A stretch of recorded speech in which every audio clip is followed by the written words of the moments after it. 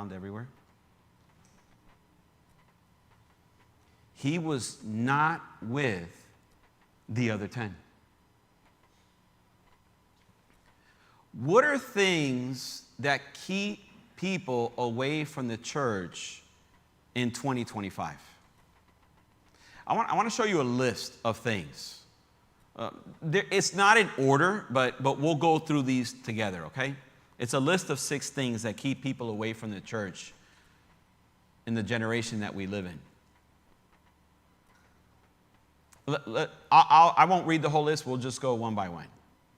So what keeps people away from the church is hypocrisy and judgmentalism. What do I mean by that? People in the world see Christians engaging in the world, and they think to themselves, that's a Christian? That's a Christian? That person doesn't even go to church. Why am I going to go to church if they don't even go to church? This is why we preached a few weeks ago on the importance of living with integrity. Not just in the church, but out in the world, how important our testimony is. A negative experience. Oh, this is a bad one. What keeps people away from the church? Maybe they were part of a church where there was a scandal that happened. Maybe there was something that happened with leadership. Maybe they felt like every time they go to the church, they're always asking for my money. Maybe it was something that one Christian, another Christian did to them, and they're like, I'm never going back to church after that. A negative experience that keeps people away from church.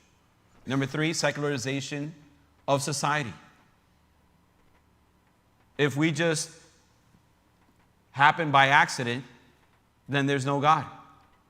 And if our kids are taught this all the time,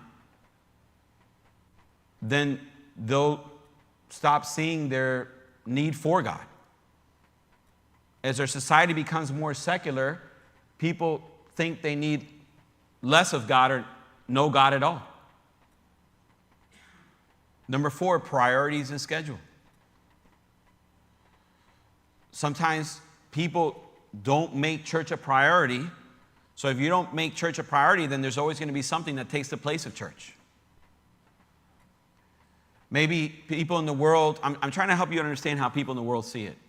Maybe they get to Sunday, they're like, man, I've worked hard all week. I'm just going to relax, stay home, and do nothing. Or maybe they see Sunday as a day to do something else, a hobby or more work to be done. They're working 7 days a week. Another thing that keeps people away from church is online access. Maybe they think, well, why am I going to get up and get all dressed up and run to church when I could just sit here on my couch and watch it from here? Number 6 could be a personal struggle that people are going through. There's several people in our congregation that are not part of our congregation because they actually have a physical ailment that they struggle with, and that physical ailment actually keeps them from being able to come to church. Maybe people are going through what Thomas is going through, maybe a deep, dark period in their spiritual faith, in their faith in God, and that keeps them away from church. So, we could probably list another 10 things here, but I'm just sharing this with you so you understand why people are still outside of the church. Okay? So what's our response to this? Well, this is why we've been learning about how to reach these people. We've been learning about practice hospitality, build relationships, live with integrity, share the message, rooted in the church, invite people back into the church, okay? But before we go any further, I want to say this. Number 2 is this. How do we reach these people? Is by, number 2, understanding this. We have personal problems too. Can we say that? Can we say that out loud together? We have personal problems too. Because it wasn't just Thomas who was struggling. Look at what was going on with the other 10 disciples in the upper room. Verse 19, on the evening of the first day of the week, when the disciples were together, with the doors locked for fear of the Jews, Jesus came and stood among them and said, "Peace be with you."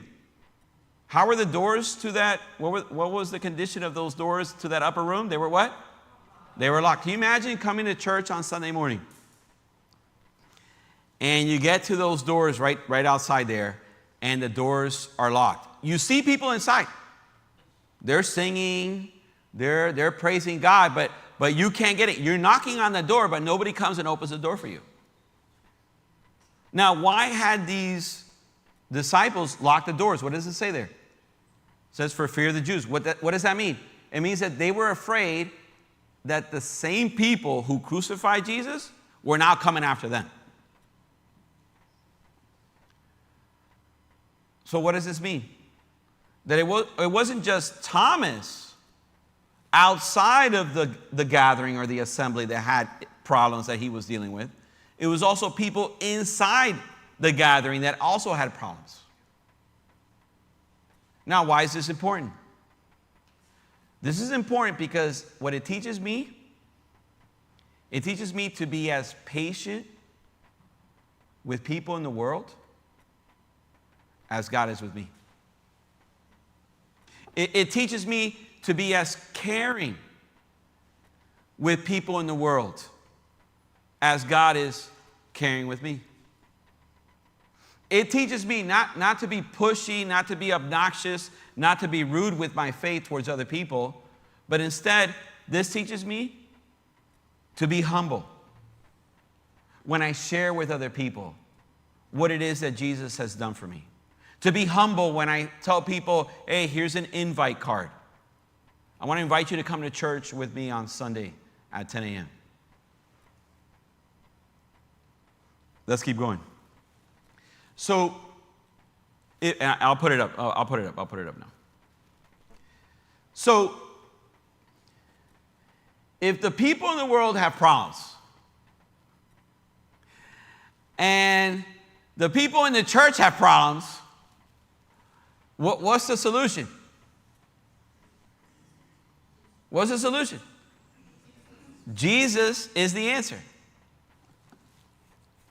Jesus is always the answer, amen?